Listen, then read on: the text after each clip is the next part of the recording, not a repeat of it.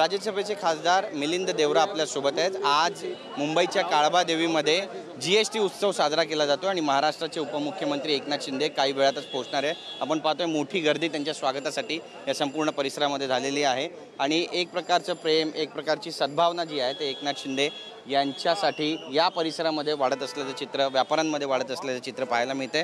मिलिंद देवरा आहेत आपल्यासोबत, आपण त्यांच्याशी बोलणार आहोत। कशा पद्धतीचं वातावरण आहे इथे आणि जीएसटी उत्सव साजरा केला जातोय, या उत्सवात मोठ्या प्रमाणामध्ये व्यापारी सुद्धा सहभागी होतात?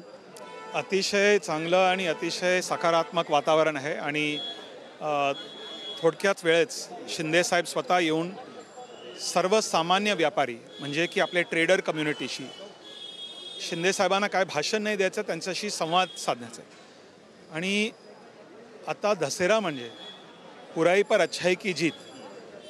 आणि आता मी आत्मविश्वासाने सांगू शकतो की जगातील असं काहीतरी एलिमेंट्स आहे जे भारताचे अर्थव्यवस्था आणि इकॉनॉमीला डिस्टेबलाइज करण्याची प्रयत्न करत आहेत। त्यांनी भारतावर टॅरिफ लावले, 25+25% पेनल्टी, परंतु केंद्र सरकार आणि राज्य सरकार त्यांनी जीएसटीच्या माध्यमातून सामान्य व्यापाऱ्यांना, ट्रेडर कम्युनिटीना आणि खास करून टेक्स्टाईल आणि गारमेंट सेक्टर त्यांना राहत आणि आराम दिलेले, जीएसटी कमी केला, त्याबद्दल सर्व व्यापाऱ्यांच्या वतीने, ज्यांचा कंपनीमध्ये लोकांना रोजगार मिळत आहे त्यांच्या वतीने आणि खास करून सामान्य कस्टमर्स त्यांच्यातर्फे मी केंद्र सरकार आणि राज्य सरकार, माननीय पंतप्रधान नरेंद्र मोदीजी, उपमुख्यमंत्री शिंदे साहेब, NDAचा शिवसेना, भाजप असो, सर्वांना मी खूप खूप धन्यवाद देतो, त्यांचे आभार व्यक्त करतो। कारण आत्मनिर्भरता आपल्याला जर सामान्य व्यापाऱ्यांचा हात आपल्याला आणखी बळकट करायचं असेल तर त्यांना आपल्याला गव्हर्नमेंटच्या माध्यमातून इन्सेंटिव्ह द्यावे लागेल। मुंबई देशाची आर्थिक राजधानी आहे, बरेचसे भूमिपुत्र, लक्ष्मीपुत्र या ठिकाणी आपल्याला पाहायला मिळत आहेत आणि हे सगळे लक्ष्मीपुत्र जे आहेत ते एकनाथ शिंदे यांच्यासोबत आहे असं म्हणावं, कारण त्यांची मोठी संख्या सध्या या ठिकाणी दिसते। बघा, आज देशातील सर्वात मोठ्या एम्प्लॉयर टेक्स्टाईल सेक्टर आहे, गव्हर्नमेंटच्या नंतर सर्वात मोठ्या एम्प्लॉयर टेक्स्टाईल सेक्टर, आणि म्हणून जर भारताचे टेक्स्टाईल सेक्टर मजबूत होईल तर भारत मजबूत होईल। जर भारताच्या टेक्स्टाईल सेक्टरचा हात आपण जास्त बळकट आणि मजबूत करतील तर जास्त लोकांना आपण रोजगार देऊ शकतो आणि महाराष्ट्र एक टेक्स्टाईलचा हब होते आणि आज देखील आहेत।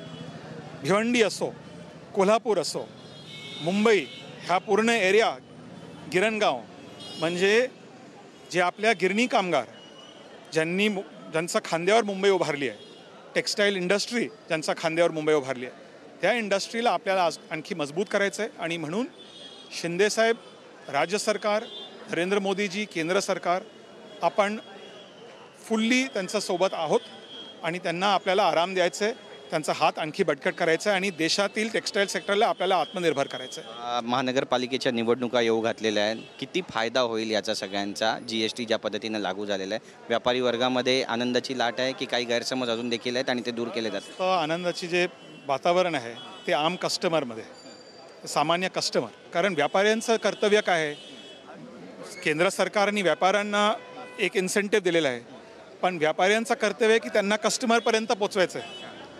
तर व्यापाऱ्यांच्या थ्रू केंद्र सरकारने इन्सेंटिव्ह, टेक्निकली केंद्र सरकारने सामान्य लोकांना इन्सेंटिव्ह दिलेला आहे, पण व्यापाऱ्यांच्या थ्रू दिलेलं आहे। म्हणून मला पूर्ण खात्री आहे की इलेक्शन असो की नसो, आपल्याला देशाला आणखी मजबूत करायचं आहे आणि म्हणून व्यापारी असो किंवा सामान्य नागरिक असो, सर्वांचा हात आपल्याला आणखी बळकट करायचा आहे। तामिळनाडूमध्ये कुरूरमध्ये जी दुर्घटना घडलेली आहे, श्रीकांत शिंदे स्वतः त्या ठिकाणी जाणार असल्याची माहिती मिळते।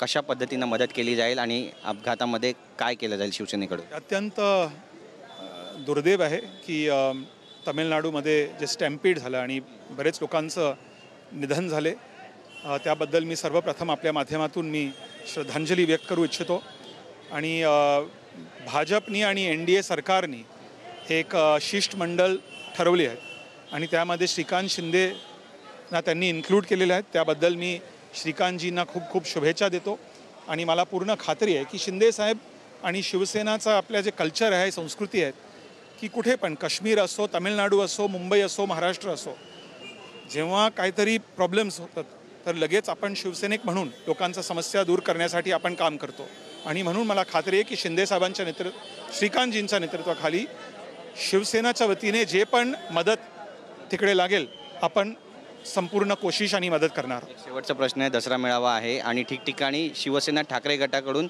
आवाज कुणाचा, तर आवाज उद्धव ठाकरेंचाच घुमणार, ठाकरे ब्रँडचाच घुमणार अशा आशयाचे बॅनर पोस्टर लागलेत. आवाज कुणाचा? आता विधानसभेत आणि लोकसभेत लोकांनी ऑलरेडी ठरवलं आणि कॉर्पोरेशनमध्ये देखील तेच सेम रिझल्ट तुम्ही पाहणार. थँक्यू. बातचीत केल्याबद्दल. कॅमेरा पर्सन हरीश नेगीसह गिरीश गायकवाड, TV9 मराठी, मुंबई.